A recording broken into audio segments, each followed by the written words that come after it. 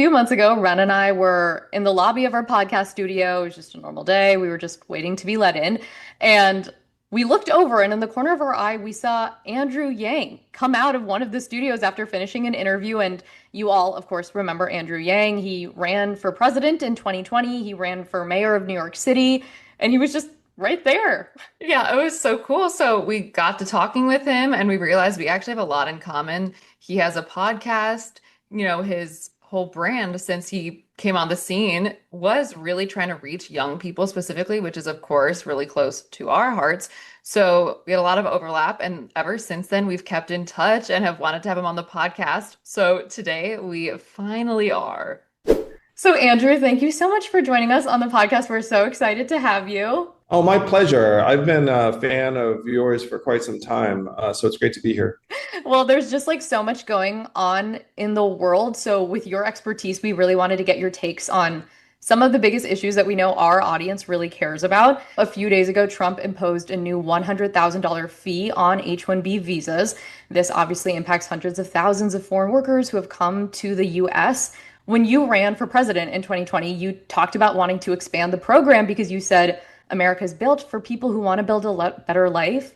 What do you think of this fee? I am so deeply ambivalent about this move, guys. It's pretty wild because let's check it out. Current process really does not work very well. Even if you're a company with gobs of resources, you wind up with various limits and this massive time lag, and that there are caps. If you're saying, look, we're going to take the fee all the way up to 100K, that does kind of put to the test just how high value the person is. The theory would be that if you actually pay this amount, then it's like very, very quick and efficient, which, that's TBD. This could end up being the worst of all worlds where instead of being cumbersome and slow, it now becomes expensive and also slow. So as you can tell, I'm very, very torn on this. But I do think the current system definitely needs a lot of help. And if I were president, my focus would be on trying to make sure that the stuff as written actually works. Do you think the intent was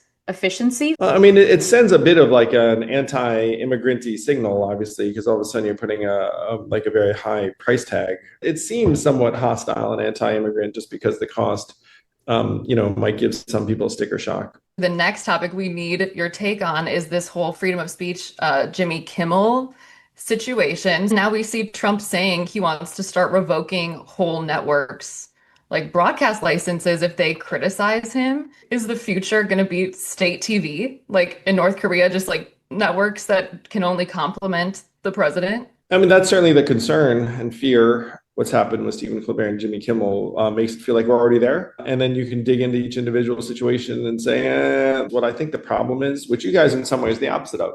It's very exciting. But these talk show hosts are now very, very tiny parts of a billion-dollar, multi-billion-dollar enterprise that then needs the government's approval for a multi-billion-dollar merger. I mean, to me, it's pretty clear that the corporate parent had a multi-billion-dollar transaction that they needed approved, and there's like, oh, we don't want to screw with that. So now moving on to something else that we need to talk to you about is the New York City mayor election is coming up, and we know you have not officially endorsed a candidate yet. Would you like to do that today on our show?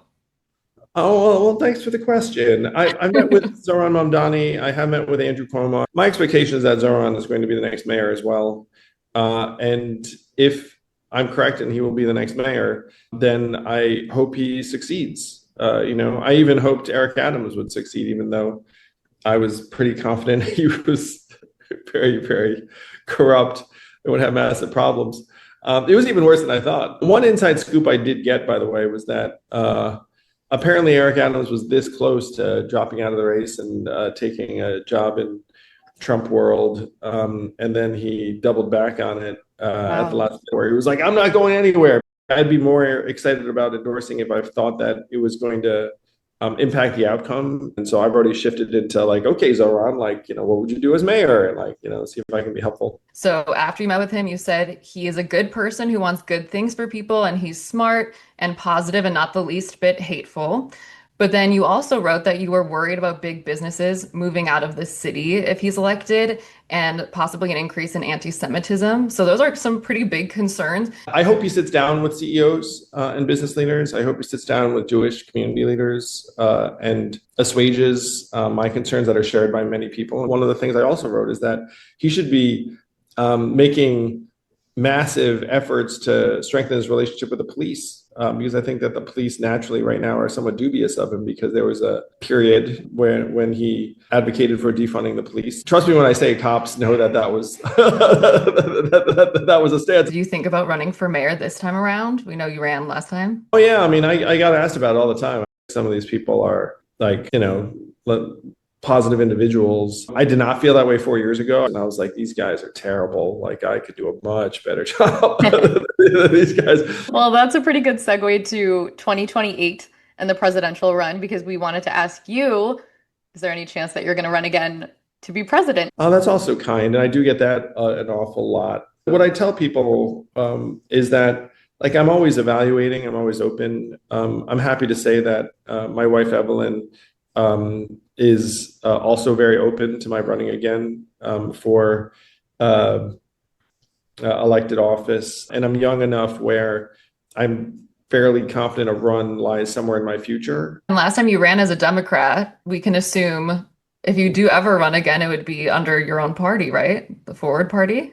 Yeah, one of my core beliefs now is that the two-party system is not really designed for success and is not going to lead us in a good direction. One of the dreams I have, which could happen as early as 28, would be to have an independent primary with, let's say, Mark Cuban and me and other figures, and give the American people a real choice. 2028 Democratic primary field. There's some high-quality people. Okay, wait, talk to us about this, because I feel like we don't hear that sentiment a lot. I hear a lot of people say, like, who do we have? It seems like Newsom obviously is clearly coming on really strong right now. So you think he's for sure in? Like, who else are you thinking? Well, the list of people that are going to be in is very long.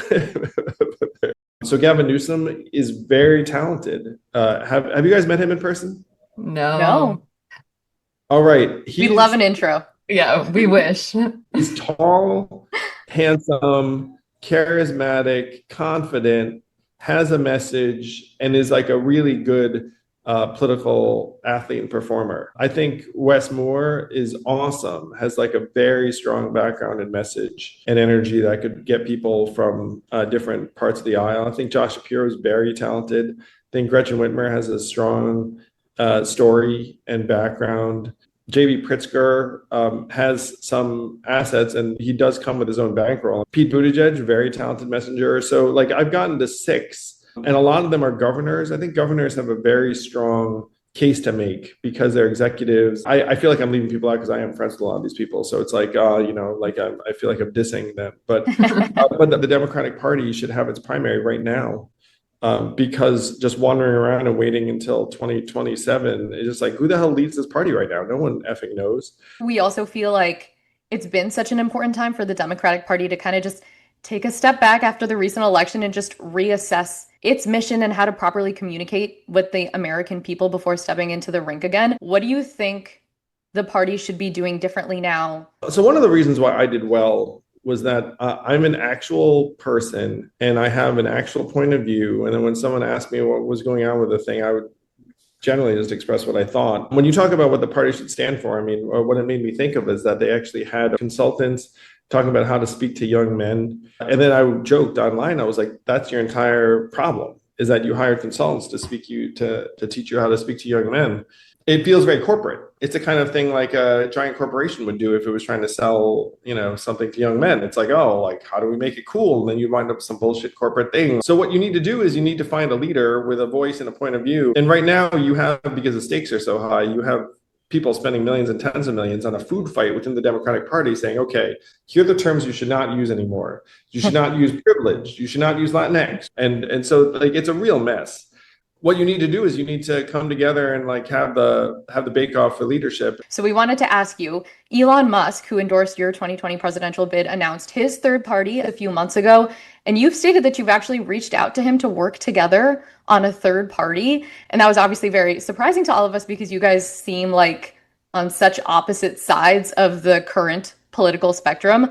Why would you want to build a party with Elon Musk? So let's imagine that you're me and you have concluded that the two-party system is going to lead you no place good. And then different people get attracted to that. And then one person very recently named Elon Musk raises his hand and is like, ooh, now I'm starting to like think the same thing. I'll have that conversation with people I disagree with on, various policy matters. Yeah. Are there any policies or like pillars, political pillars that you feel like you and Elon overlap on? Well, shoot. I mean, when he endorsed me in 2020, the main thing that we lined up on was that AI was going to eat the jobs. And back then, he was open to universal basic income, which was what I was running on. So I'm very, very confident that he is still totally like on board with the first part. Yeah. I think he still believes very much that AI is going to eat the jobs. I'm not sure where he is on universal basic income now, but that to me is still like an area of common ground and commonality. Well, now we're going to switch gears completely and ask you a little bit about Noble Mobile. So last week you launched a company, Noble Mobile. Congratulations. That's very exciting. Yes, thank you both. So for people who don't know, it's a mobile plan that charges $50 for unlimited data, and the less data you use, the more cash you get back. So can you explain to our audience a little bit more about the company and why you think it's so important? Yeah, so even from this conversation, one of the through lines has been that I think that AI is going to eat a lot of jobs, and I wanted to try and find out how to get money back into people's hands. I've tried that with politics and policy and had some results and success. I was like, wait a minute, why am I paying Verizon $140 a month? And then how are they getting an extra 10 billion to give to shareholders? You guys are probably paying Verizon 80, 90, $100 or more per line. The average American is spending $83 a line. So then I thought, well, like, can I get people our data at closer to true cost, which would be 40 to 50 instead of 90 to 100. And so I'm happy to say, working with a little company called T-Mobile, and that we've licensed bandwidth on their spectrum that we can make unlimited available to anyone watching this or listening to this at $50 per month. I switched from Verizon to Noble, and it took me 5 minutes, and life is much better. And this is how much cash I'm getting back this month right now, because my month just started. It's Wow. 43. And my bill already went from 140 a month, don't judge me, down to like max 50. So I'm already saving 90, and then I'm going to save some more. But there's also an incentive for me to use my phone a bit less. So our tagline is get paid to use your phone less, which I dare say is something that a lot of your listeners can relate to, because we have something of a love-hate relationship with what Hassan Minhaj now calls our rectangles of sadness. We were so excited about what you were doing when we first met like a couple months ago. You've been so good at speaking to and connecting with young people in the country, but it is rough out there right now. There are no jobs. Everything is so expensive. There's political chaos. Like every other day, the world feels so unstable. So for our last question, we just wanted to ask you, how do you suggest young people keep hope and move through today's world? Well, I get a version of this all the time, and I feel it. Like when I was running for president, I said, if you're a young person, you should either be really angry or really sad. But if you're a young person, what I would say to you is that you can understand the context. Like, let's say the terrain is difficult or rocky or hard, but you should not let that make you individually pessimistic, negative, cynical. Believe in your own future, your own prospects, to work hard for them. That's what I'd say. I mean, you're not a statistic, you're a human being. I mean, you two are an example. Like you're doing your own things, you're positive, trying to make a difference. Like that like you're better role models really than I am in this sense. But I would urge people to try and hold on to all of the hopes and ambitions you have, because you can still make them happen.